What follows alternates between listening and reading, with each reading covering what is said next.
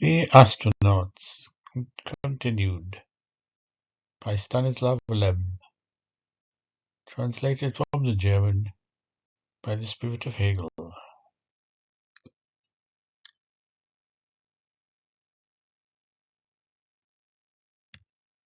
The Star Earth. The 20th day of the journey. Like a new planet, the cosmic crater raced after Venus with its engines off. We can now see its phases, which change like the moon's with the naked eye. The high speed is completely imperceptible. If one weren't looking at the television, one might think the rocket was resting motionless on Earth. I walk for hours around the central aisle, crossing all the connecting passages between the cargo holds, then return to the triangular corridor until the silence that has reigned for eternity and the ever unchanging artificial daylight chase me away. This afternoon, as I passed the laboratory, I heard someone laughing loudly. It was Arseniev. His laughter could wake a dead man. Thinking the scientists had already finished their work, they had been sitting in the laboratory since morning, I opened the door and just caught Arseniev saying to the physicist, "You're joking, colleague. Kristyakovsky has proven that the potential energy barrier in ethane, rotating freely around the bicarbonate axis, amounts to barely 2 kilocalories." "Excuse me," I stammered, pulling myself away from the room. I went into the common cabin. It was empty. I looked at the television, which was directed toward the Earth. It stood out from the other stars because of its size and its particular bright glow. The moon hung directly above it, a round white dot. I had probably been staring at the screen for half an hour when someone put a hand on my shoulder. I jumped. It was Arseniev. For a while we both stood in silence in front of the screen. Then he asked me in a tone as if he were searching within himself for an answer. "Homesick?" The Earth shimmered in a bluish glow. The screen could temporarily make you forget the depths of space.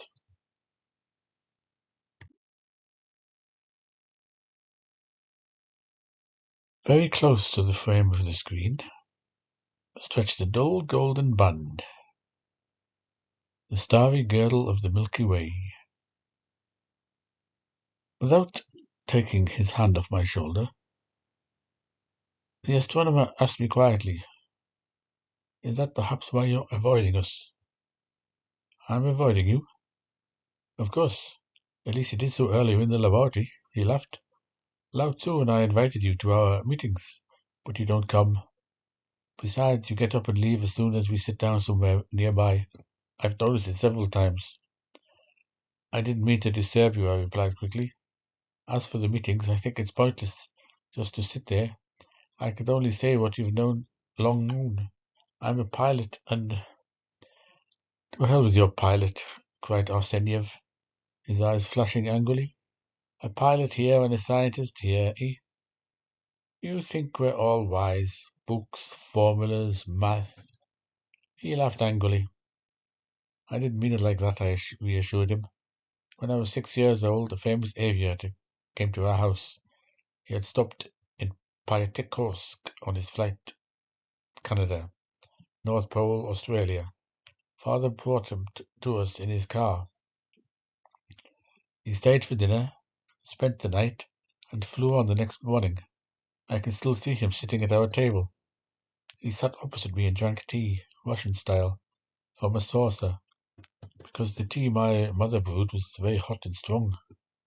He sipped it thoughtfully and didn't say a word. I didn't take my eyes off him for a second. I watched him like, what shall I compare it to? Perhaps like this, like an astronomer observes a solar eclipse that occurs only once every 1,000 years, and strove to fathom its secret. He was a quiet, rather comfortable middle-aged man. He moved quite normally. He sat just like everyone else, and thanked when the bowl was handed to him. But none of that was the real thing about him. Reality was his many-hour flight around the world the loneliness in the cabin of the rocket plane, the clouds below and high above him, the stars. It seemed to me at the time as if he could fly up and away from us at any moment, disappear. Because of me, he was a guest from another world, and what was I able to notice about him? That he smiled and had a gold tooth was simply unimportant, unreal, and what was real could not be perceived. I repeat to you as best I can the thoughts of a 6-year-old boy, and science, to return to our conversation, is in my opinion a profession fundamentally different from all others. You are constantly connected with it, and when you are with one of us, such uninitiates as I am, it is as if you had left your world for just a while. But I know what you can return there. You can return there at any moment. You always have it, this world of yours. While you have left your world behind on Earth, Arsenyev interrupted me. Isn't that what you wanted to say? He grabbed me by the shoulders and shook me violently, but I felt it as a relief. So, according to your opinion, every scholar is composed of two parts, the visible who lives, sleeps, and speaks with the uninitiated, and the more important, invisible, who lives in the world of science. Nonsense. Nonsense, I say. The world of every person is where he lives and works. Your world and mine too is currently here, 30 million kilometers from Earth. Of course, science is my profession. I have grown fond of it. Moreover, it is my passion. It is true that I sometimes dream of mathematical formulas, but why shouldn't you just as well dream of joysticks and altimeters? We have different professions, but in the same world I think we have talked too much about extraordinary achievements and too little about the people who accomplish them. Therefore, I will change the program for tonight, for your benefit and ours as well. In the afternoon, I took a walk in the corridor. At 4 o'clock, I would relieve Soltic and take over navigation duty. I had time until then. I came to the conclusion that an interplanetary flight differs from an ordinary one, primarily in that one is barely aware of its course. The only evidence of this is the complicated curve that the expedition leader draws on the maps of space every evening. There are no changing images, for at these immense distances, no movement of the stars can be noticed. Nothing, in fact, happens. No wonder there are hours when one ultimately becomes bored, and it helps little to remind myself that I am a traveller among the stars. I looked at my watch. It was almost 4. I turned around and strolled to the control center. I was perhaps 5 steps away from the door when I was smashed to the ground as if by an invisible fist. I somersaulted and flew back down the corridor. A collision, a jolt ran through me. I tried to get up, but I couldn't. I heard a sharp, vibrating whistle. At first I thought it was a ringing in my ears, but no, the engines were working.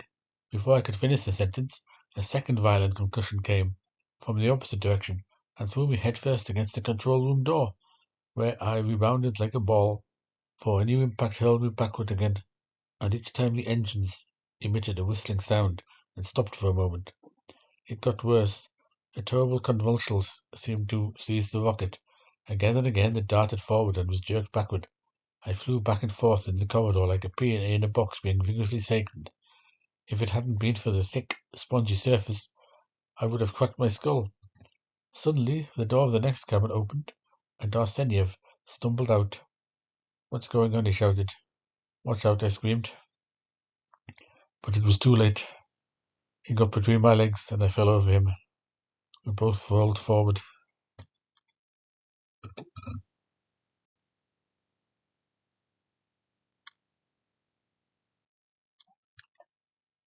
Anger rose within me.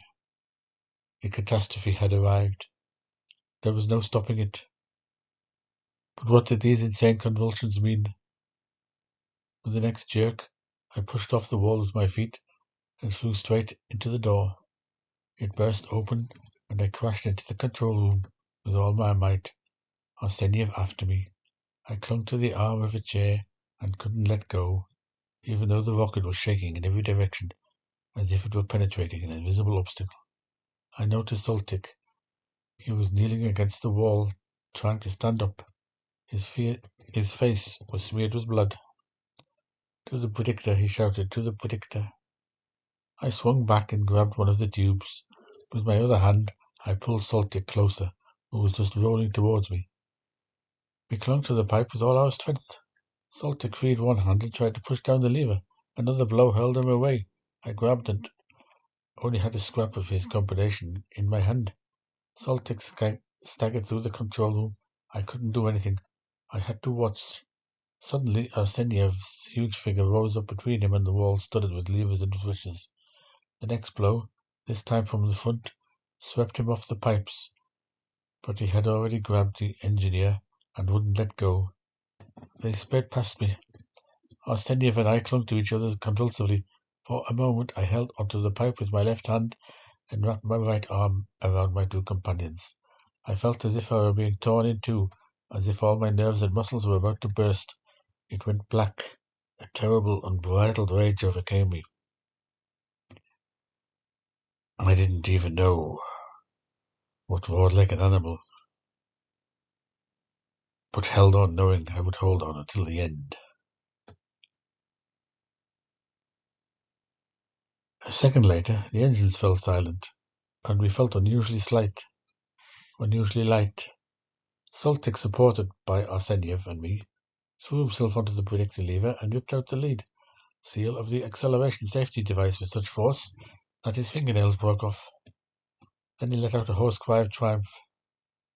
The safety device detached from its retaining clips and fell to the ground. The predictor switched on the engines again. They howled ever more powerfully. Unhindered by anything, the gravimeter needle crossed the red line. It was already at 12G, and we crouched against the predictor tube, unable to let go because the ever-increasing acceleration would have immediately slammed us against the wall. Curled up, arms intertwined, feet braced against the ground, thus we fought with trembling muscles against the terrible force that tried to tear us free from our lifeline. The needle reached 13G, then everything went black. Saltic, crouching pre-fitted between us, seemed to feel a little lighter. He shrank even further, as I sometimes do during dives, and pressed his chin to his chest. I followed his example, and my eyes brightened again. I glanced over the fluorescent screen and saw what had happened. Something flickered in the left half of the screen, a few small spots, shining like stars. They grew with dizzying speed. Behind them came the next ones. They were meteors, a whole swarm surrounding the rocket. From above, a particular large meteor fell, slowly whirling round its axis. It shone brightly in the glare reflected back from its angular edges. I felt the curvature of its trajectory and the place in space where the collision might occur, almost physically. I didn't dare look at Arseniev. I was afraid of losing consciousness from a sudden movement of my head, and yet I still wanted to witness the end. A loud rattle emerged from behind the Predator's plate. As if gripped by powerful reins, the cosmocrator turned in a sharp arc. Red lights flashed. Overload. The alarm siren screamed. Short and piercing. We were thrown against the Predator's metal plate, our chests compressed, strangling us, and almost breaking us. I kept my eyes wide open, but I couldn't see anything anymore. Suddenly, a faint cracking sound came from the Predator. The engines fell silent. All of a sudden, it was completely silent around us. Breathing heavily, we stood up.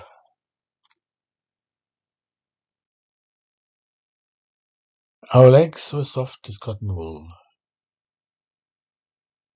The illuminated surfaces had gone dark. It was so quiet that we could hardly believe what we had endured just moments ago. One could have placed a coin on the predictor's disk without it falling over. The rocket flights were so calm and steady again. I helped Arseniev lay the engineer down on one of the chairs. Then I fell exhausted into the nearest one. For a long time neither of us spoke. Finally I said, "We must see what's wrong with the others." "Go," Arseniev begged me. I stood up. As I turned around the door, he added, "A little ether or alcohol wouldn't hurt." I turned around and noticed that Saltik had slumped in his chair, unconscious. The encounter with the meteor swarm could have ended badly, but our companions had escaped unscathed. They had all stayed in their cabins. Some were lying in bed, others in armchairs, thus avoiding the danger of being thrown against the walls. Only the three of us were hit. Saltik's forehead had been torn open by some sharp edge. Arseniev had a bone injury in his wrist, and I had escaped with a strained shoulder muscle, a few bruises, and a huge bump. On my way out, I ran into Chandrasekhar and Osvatich, who were rushing to the control center with the worst fears. They had been able to follow the course of the threatening event through the screens in their cabins. Saltik later explained the context to us. The cosmic crater was flying through space that, according to the star charts, must have been completely empty and encountered a swarm of meteors approximately 1,000 kilometers across.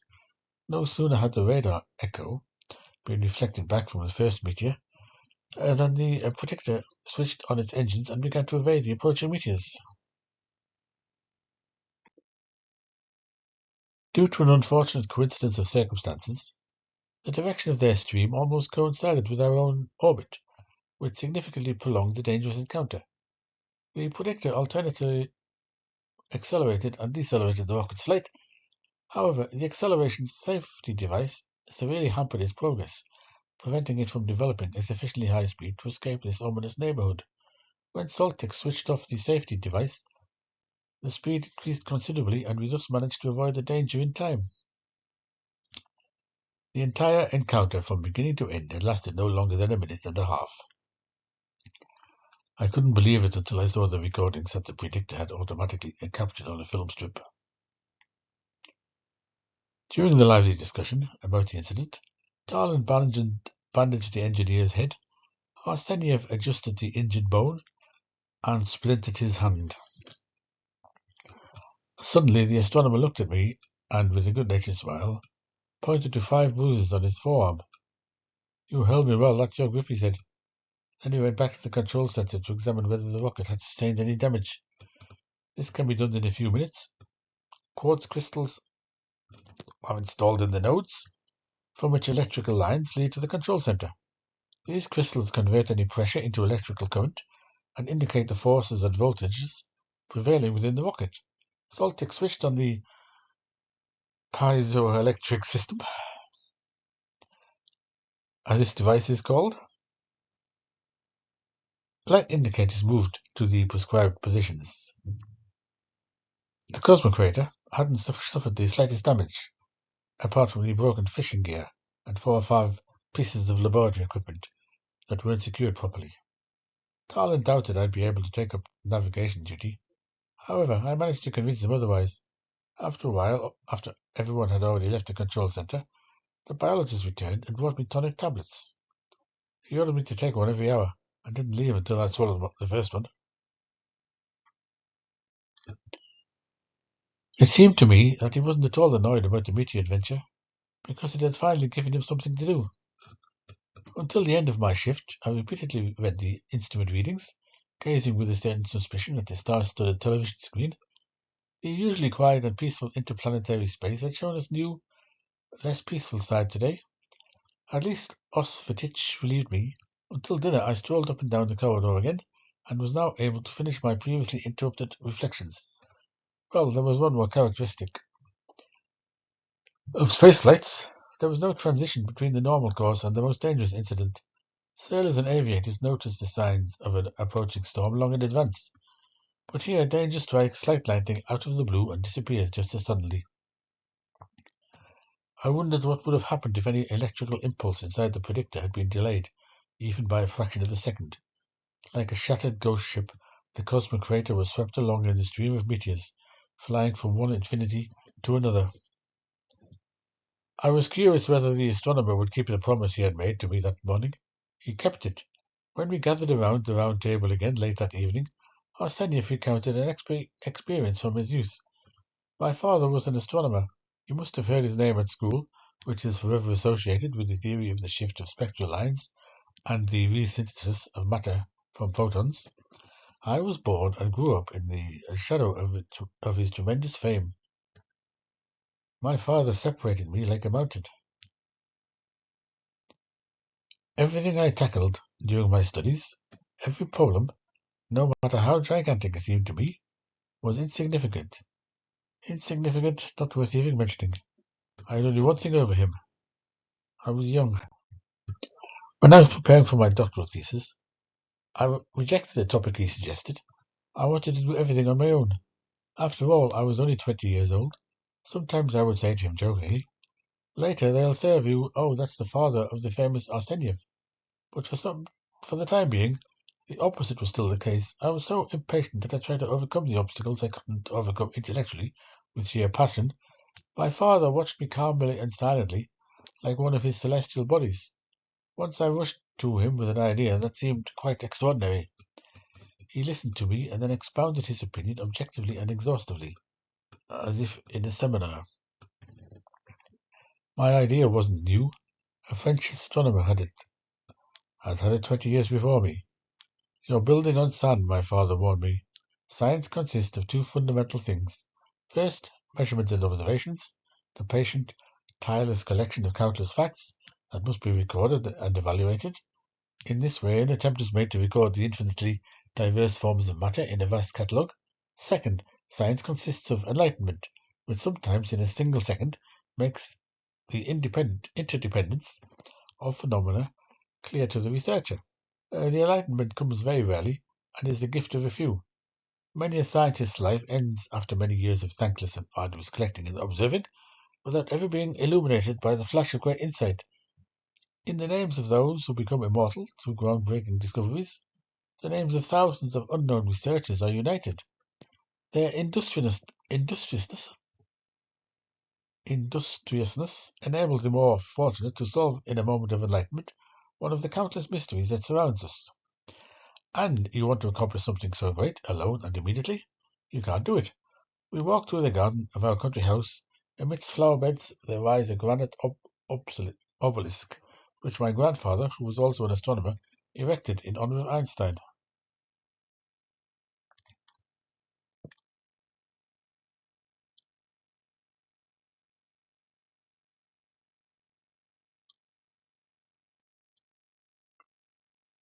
No motto, no words are carved into it, only letters. The formula for the balance of energy and matter.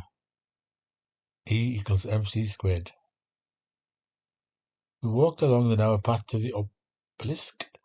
As we stood before it, my father said, "This formula is valid for the entire universe. Can you understand it?" "No, neither you nor anyone else in the world understands it.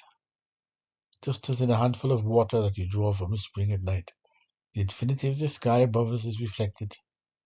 This formula encapsulates transformations from mass to energy that already took place trillions of years ago, when neither the sun nor its planets existed. It encompasses everything: the contraction and expansion of the Milky Way, the flaring and extinguishing of cosmic nebulae. Life arises and dies on planets. Suns glow and cool, but this formula retains valid for all eternity. Are you beginning to understand what I mean? Within our world there is no other faith than that in humanity, no other immortality than that carved into this stone. Whoever wants to fight for it must have a hot heart, a cool mind, and they should be aware that many a person must resign themselves to leaving this life without having achieved anything in science.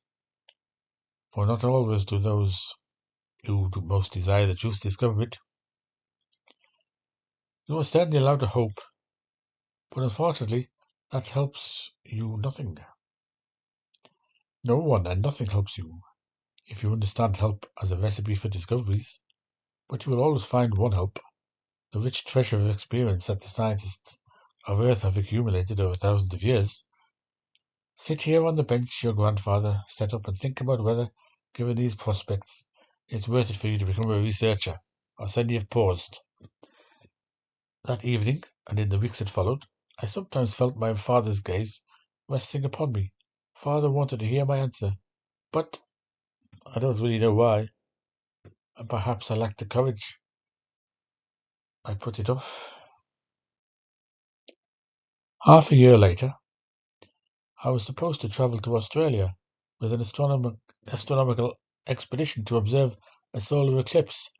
My father wasn't feeling well, so I hesitated, but he wanted me to go. He died during my absence. I didn't even attend his funeral. Strange as it may sound, I couldn't believe he was dead. After my return, I stayed in my hometown for 2 weeks. I had all sorts of things to do related to the expedition, the upcoming defense of my doctoral dissertation, and my father's death, so I wasn't able to visit our house near the city until October for a few days. I arrived alone and found no one, but the rooms were tidy, and a fire was burning in the fireplace in the hall. As I passed father's room, I involuntarily wanted to knock 3 times, as I always had, but stopped with my hand raised. In my fur coat, just as I had come, I stepped to the fireplace. The smoke from the birch wood hit me, and only at that moment did I believe that my father was truly no longer alive. I don't know how long I stood in front of the fireplace. It doesn't happen often that someone worn-out everyday word suddenly opens up before you like an abyss. There in front of the fireplace, with its crackling logs, I understood the meaning of the word. Never. Thousands, millions, billions of people live and will continue to live on Earth, good and bad, famous and nameless. But in this stream of people moving through the centuries, there will never be, and never again, that one person whom I loved so much that I was never even aware of it. Likewise, we all love the Earth, and just as little are we aware of it. We accept it as the omnipresent, the necessary, the self-evident. We only recognize true values by losing them. Yes, it is a very painful memory for me, for I lost not only my father back then, but also the vague but powerful blind faith of youth that nothing can resist it, that it can conquer everything, and need not forego anything. But the moments in which these erroneous views are broken make people stronger and purer. The idea of a world of perfect happiness can only originate in the brain of a fool, for even the most perfect world, heaven, the universe, with the riddle of its infinity, will always be above people, and a riddle means unrest, and that's a good thing, for unrest drives us to think. Afterwards, when the others had already gone to their cabins, Arsenyev turned to me. "Are you staying here? We can still listen to the radio for a while." I nodded. For a while we sat in silence in the upholstered armchairs. Muffled music flowed from the built-in loudspeaker. Tchaikovsky. When it fell silent, silence fell, a complete silence, such as one probably only finds on earth in the most remote solitude, by the sea or in the mountains. It seemed to us as if we were beyond time and space, in the motionless interior of this cabin, flooded with soft light. The bluish spark of earth glowed brightly between the stars in the fluorescent screen. Arsenyev asked me about my youth. I told him about my grandfather, my first mountain hikes, about the Caucasus. He knew it very, very well. He had climbed many of the peaks that I had almost declared my own in my mind. We spoke of storm-battered ridges, of camps whose occupants had frozen to death in the blizzards, of the daunting climbs where one's life sometimes depended on the friction of a nail on a rock, of treacherous snow and loose rock that crumbled beneath one's grasping hand, and of those moments when one finally stood on the last, highest crag of a peak. Our conversations were interrupted by increasingly long pauses. We exchanged only short, disjointed sentences that would have been incomprehensible to a layman. However, they conjured up images so powerful and vivid that the time separating us from them became nothing. I had the feeling that I had known Arsenyev for who knows how long, and suddenly I was surprised that I didn't even know his first name. I asked him about it. "Pietro," he answered. "Are you alone?" He smiled. No, I'm not alone. I'm not thinking about your work, I said, and suddenly I felt a little embarrassed, questioning him like that. No, about my parents. He nodded to show that he understood. I'm not alone, he repeated, looking at me. And you?